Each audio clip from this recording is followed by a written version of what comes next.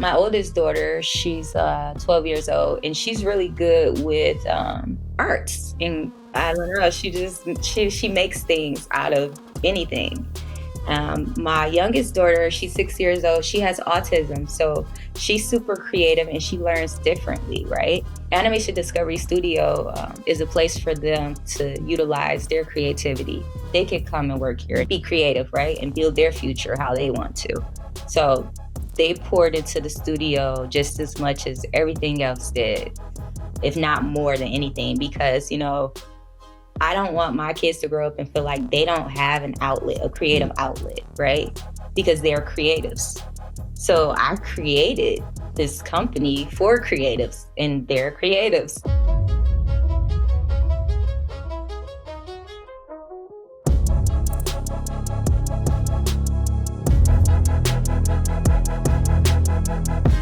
Welcome to the Degrees of Success podcast. I'm your host, Keith Chandler.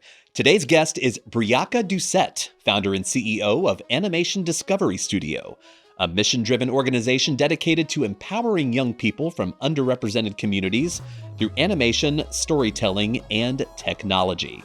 What makes Briaca's journey especially powerful is that it didn't begin in animation or entrepreneurship. Her early career was in caregiving, and she earned her associate degree in healthcare administration and management from University of Phoenix while working as an adult learner. That foundation in service and in education ultimately became the launchpad for a bold career pivot into creative entrepreneurship. Today, Briaca is being recognized as a University of Phoenix Alumni Luminary in the category of entrepreneurship, honoring the impact she's making by opening doors for the next generation of creators. In this episode, we'll explore how education helped Briaca navigate change, what it took to bet on herself, and why she believes it's never too late to start something new. Let's get started. Briaca, welcome to Degrees of Success. Hi, I am so happy to be here with you all tonight. Thank you for having me. Excellent. We're excited to have you. So to begin, obviously we've touched a little bit on what you're doing now and kind of your past career. So I want to go back even before that. So you work in a very creative space right now. So I'm kind of curious as to when do you recall like maybe your earliest memory of having a creative spark and thinking like, something in the creative arts might be a career for me, and nothing off the table in terms of the timeline. I mean, could be more recent, could be as young back as your childhood. I've always been that person in the family that's just always been creatively fun, right? Mm-hmm. So it's just kind of like a part of my personality, and the company just became an extension of my personality. So I'm the family member that I could reiterate, I could mock you and tell people like I could sound like you, right?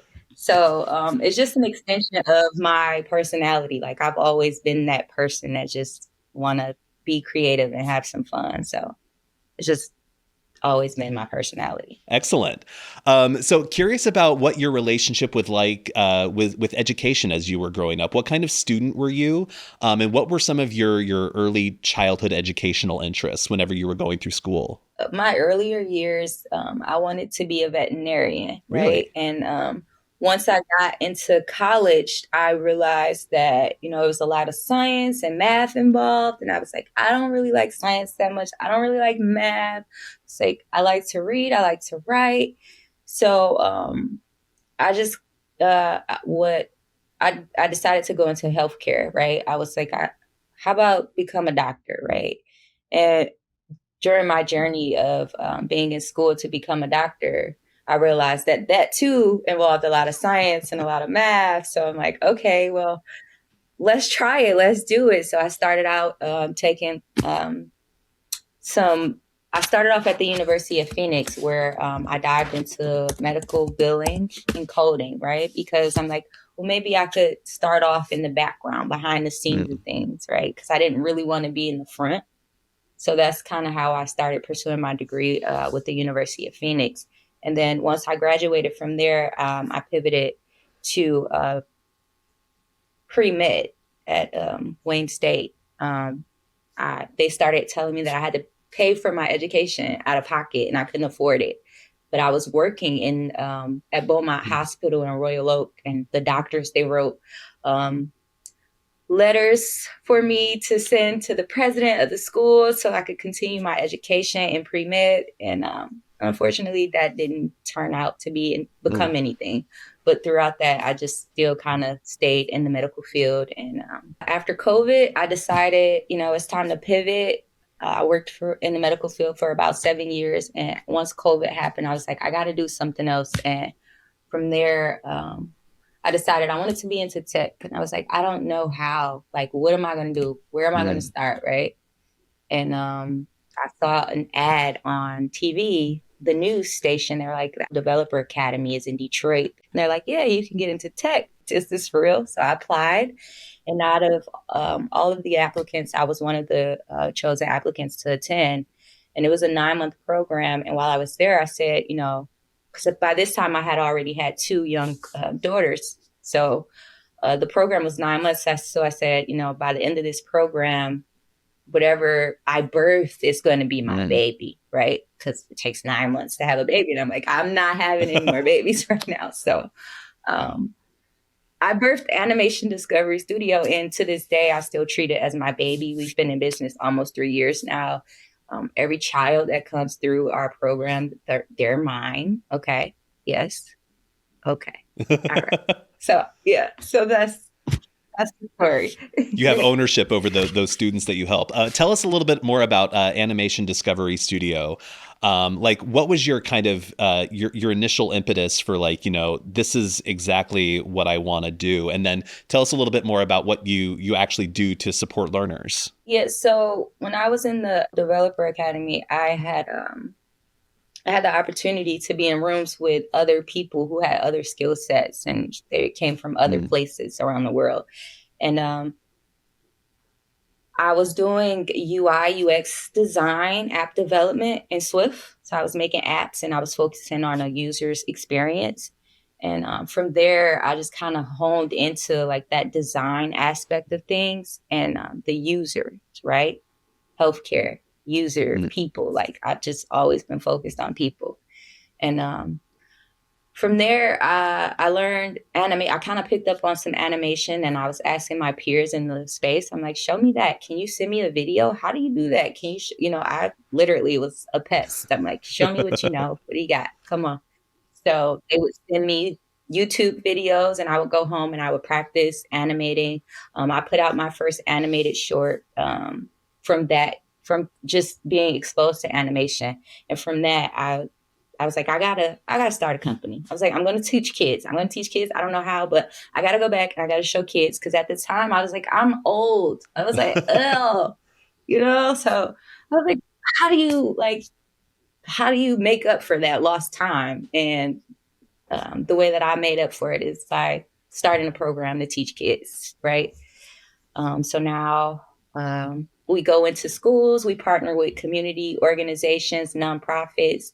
We take all of our equipment, iPads, MacBooks, software, wherever we go, and we teach kids how to create animations. I lead a team of 10 animators. They all have degrees or are in school currently pursuing degrees in animation. And they are the instructors and the animators behind the scenes, just making this dream come true. So we got the professionals in the classrooms, right? With the kids. And it's beautiful. It's amazing. It's the best way to learn from professionals. Exciting. It's very exciting, as you just mentioned. So you mentioned in this circumstance, you have some animators working underneath you and other team members as well. I'm kind of curious as to what your leadership style is like in this technology space. So we actually did a leadership test, and I found out that I was a silent driver. So basically, my leadership is, the way I lead, I kind of yeah, we can stop at the store. Yeah, we can go get snacks. Yeah, we can go to the beach. But listen, we got to get back to work. So I'm one of those leaders. I'm like, what do you bring to the table? What's your best asset?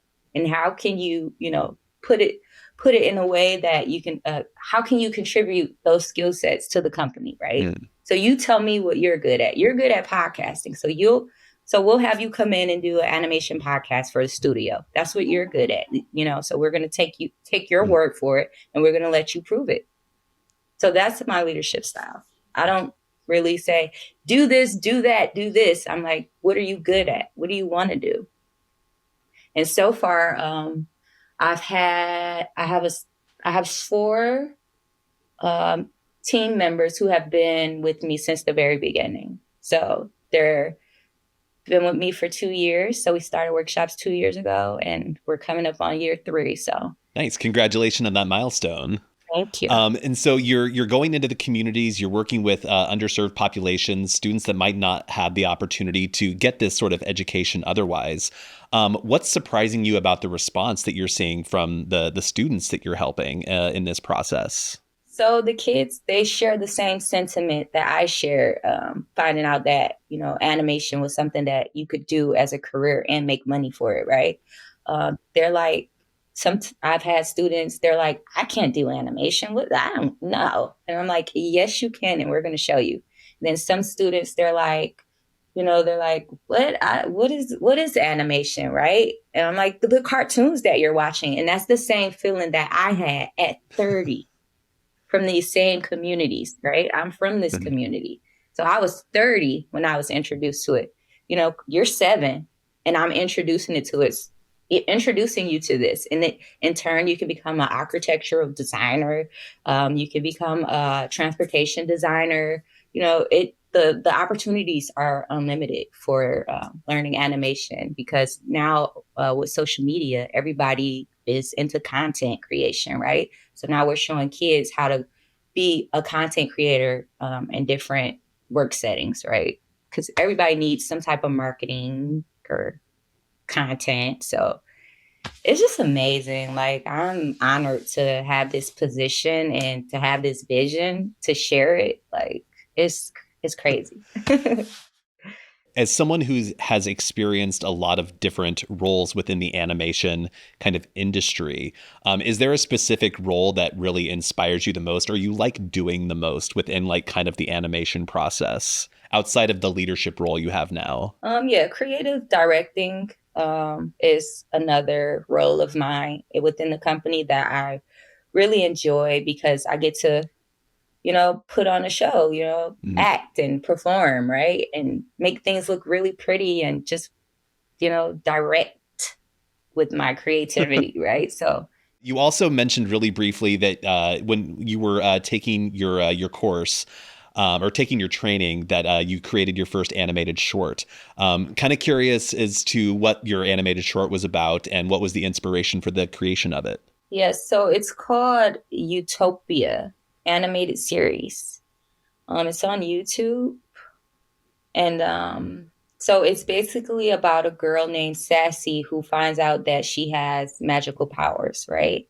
And she finds out that she has these guardians who had powers as well, superpowers. So now she inherited these powers, and now it's up to her to, go into the world and just kind of save humanity, right? It's about she's like a human fish, right? Mm-hmm. She has some human features, and we're also developing an animated series about me and building a company, how I built the company, behind the scenes in the workshops, but in animation form. So that trailer should be out the middle of next month, and we'll share that on our social media platforms. Excellent. I can't wait to see that. Yes, Beyond the Sketch, the animated series. Beautiful. A few questions about your experience here at University of Phoenix. You mentioned you have your associate's degree in healthcare administration and management.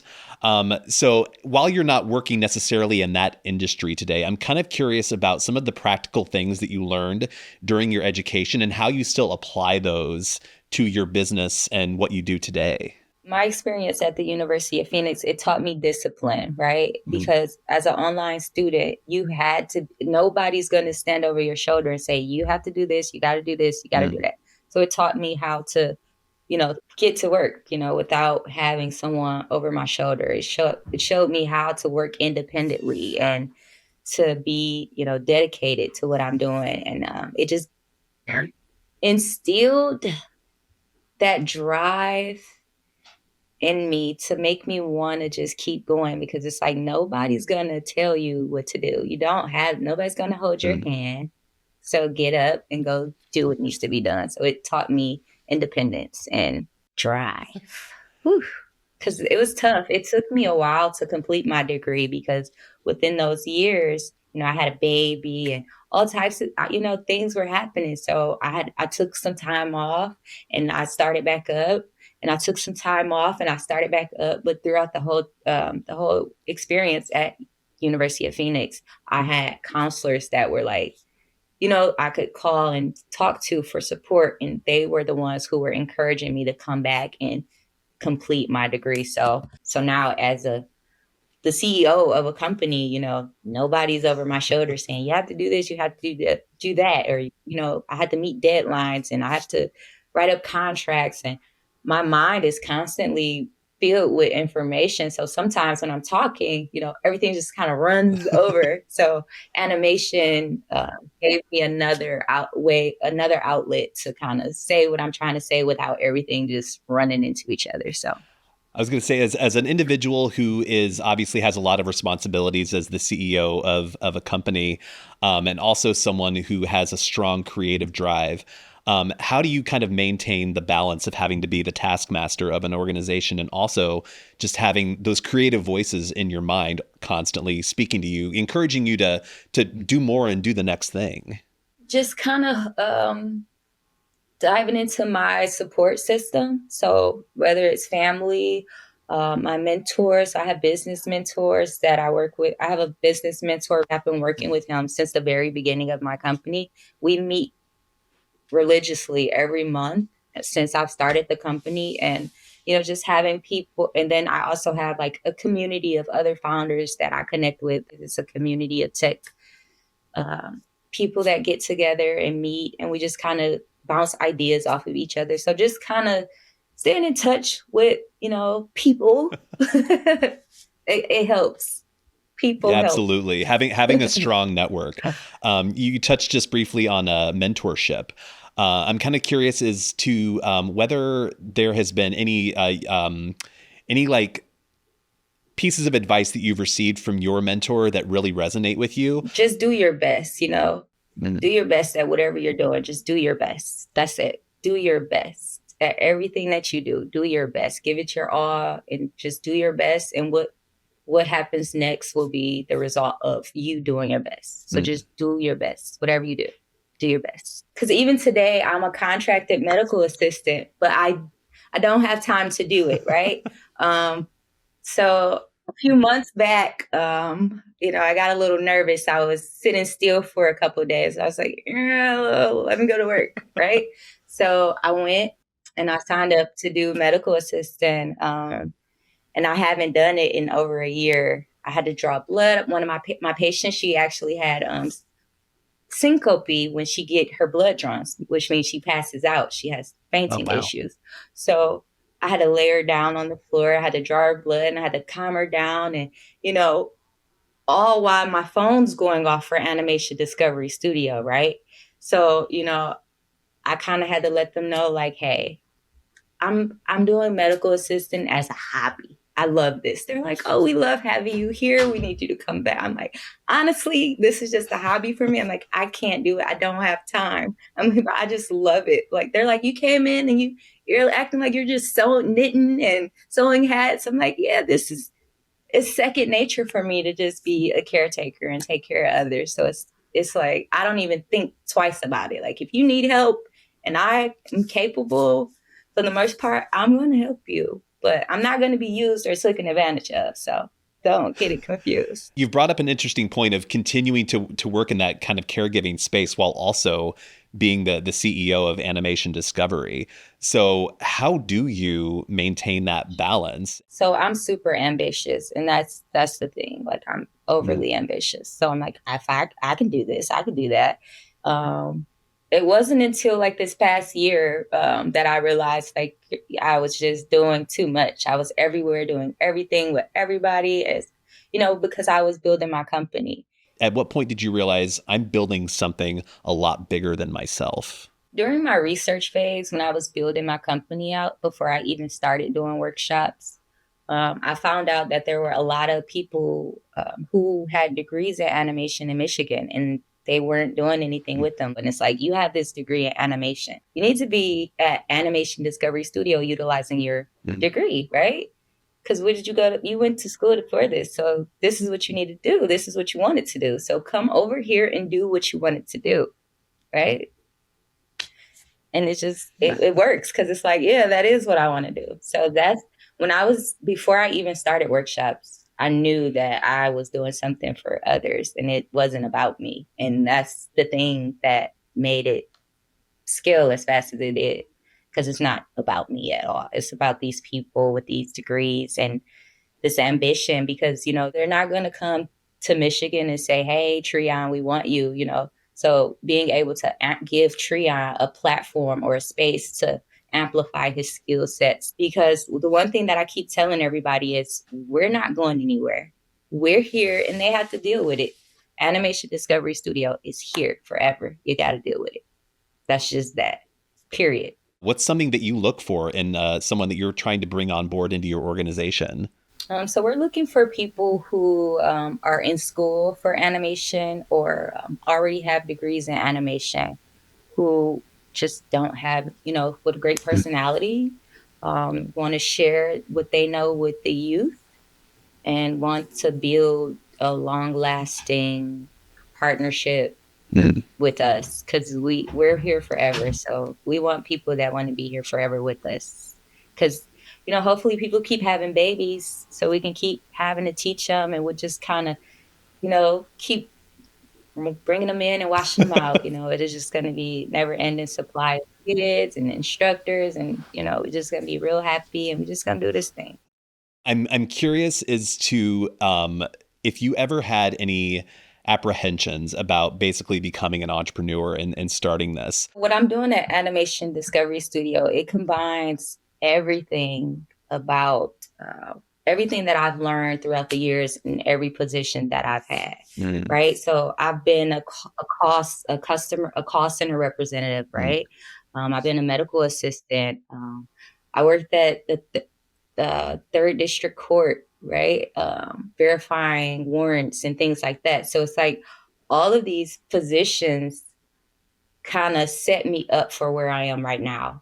Like all of the things that I've done throughout my life, they all pour into Animation Discovery Studio in some kind of way, right? Because from third district court, I had to do legal things, So now within my company, I had to get IPs, I had to talk to lawyers, I got to write up contracts and things like that. So at the University of Phoenix, I learned discipline, and with the medical billing management, like I have to manage my company, I have to manage books and billings and invoicing. So codes, so everything kind of just poured into this one thing. And now it's like really beautiful. Entrepreneurship often means growing while figuring things out in real time.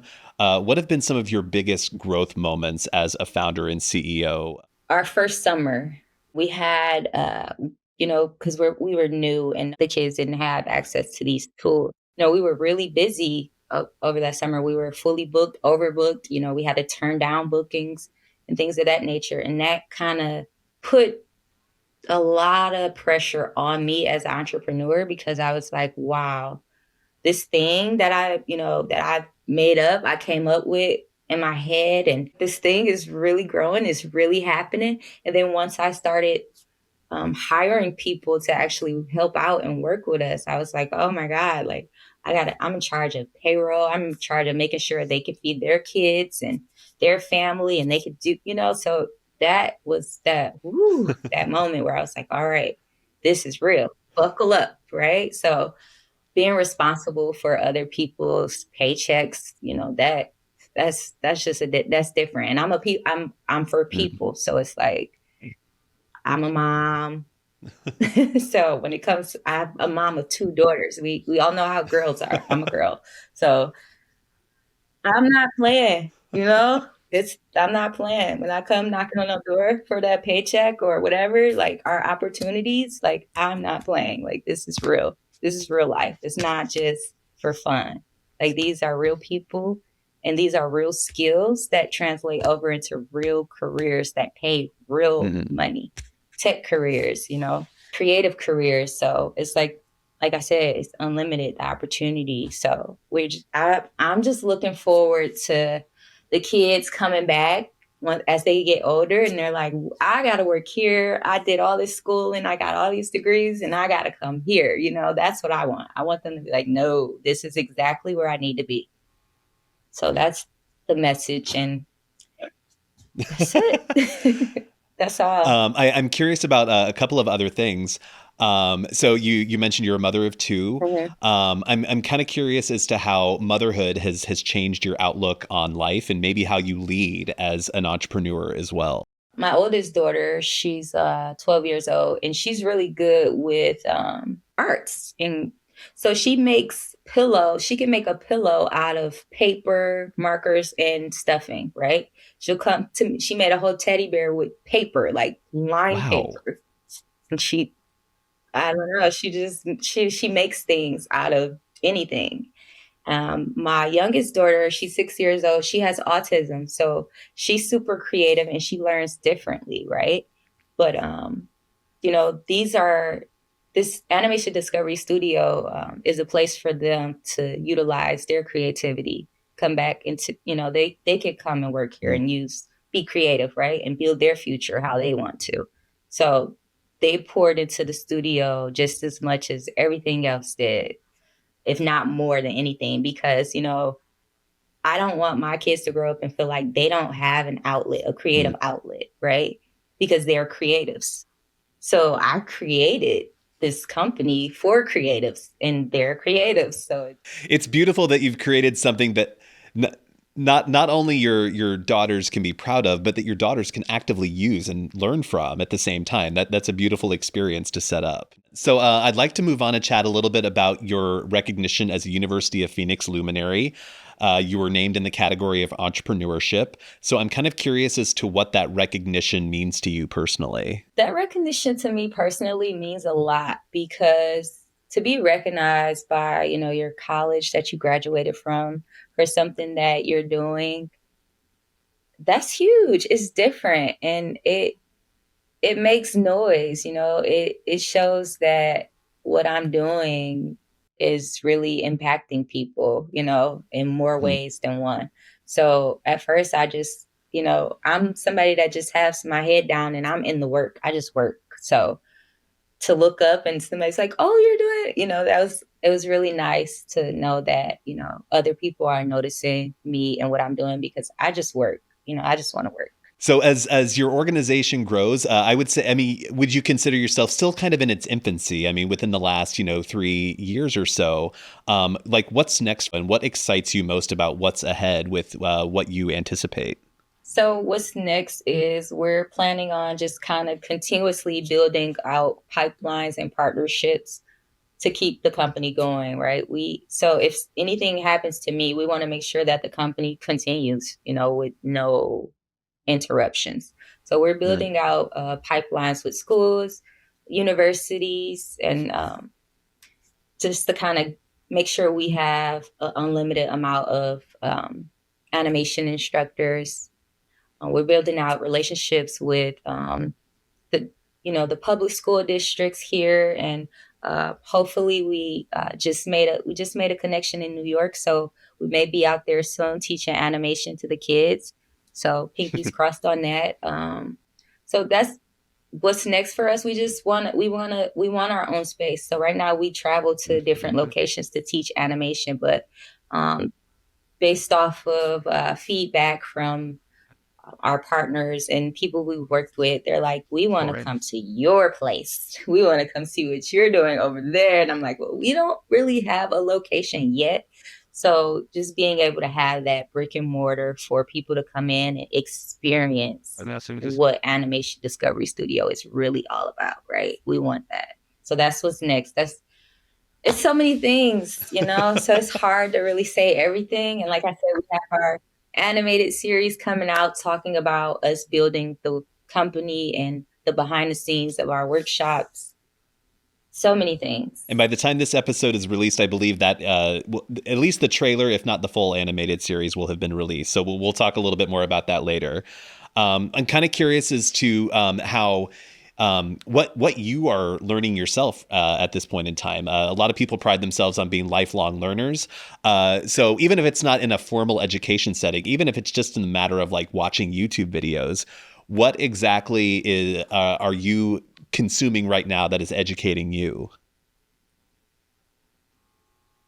I am consuming every experience within the company. So I talk to a lot of CEOs and directors and company administrators. I'm also in the rooms with my team, when they're teaching and when they're animating, and I'm picking up on their skill sets and they're showing me things and introducing me to, different things in the animation space that I may have not been familiar with myself.